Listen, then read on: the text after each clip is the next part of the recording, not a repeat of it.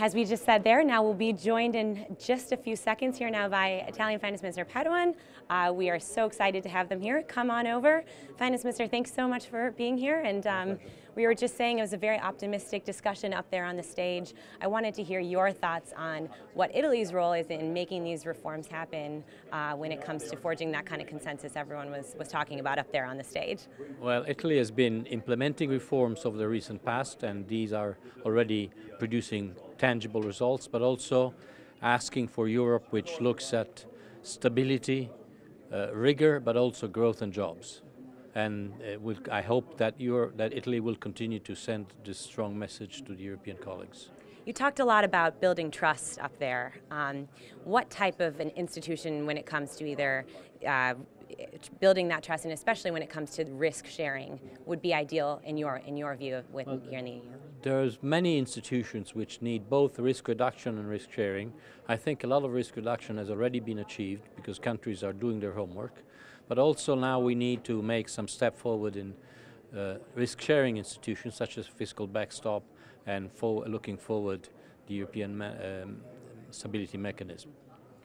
When it comes to building that trust, that was a big theme up on the stage. Do you think that's something that can happen in the current environment? Certainly, a lot of populism, whether it's in Italy or elsewhere all over the world. How can we make that happen? We can make that happen by showing that integration pays off in terms of improving living standards, improving job opportunities, improving welfare.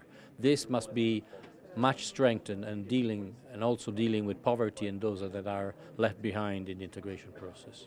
And we talked about how there seems like there's some ideal proposals that could be done, maybe in even the short term. Do you have a set of visions you'd like to see when it comes to your area reform by June or even in the next year or so? Well, leaders will have a very rich agenda in front of them, which includes completing the banking union, but also adding a fiscal dimension to the institutional mechanism and providing more job creation through cyclical mechanisms. This was an Italian proposal which is now gaining ground. I hope some of that will be implemented and decided at the political level. Last one I'd just like to ask is, we had a lot of fans of the EU on our Facebook page there. What reforms are you most proud of in your time in Italy?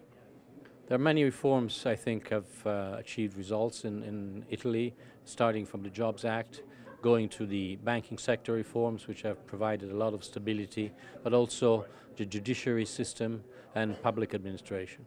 Thanks so much for joining us. Fascinating discussion, and we look forward to having you on Facebook Live again at some point. Thank Thanks you very so much. much. Bye-bye.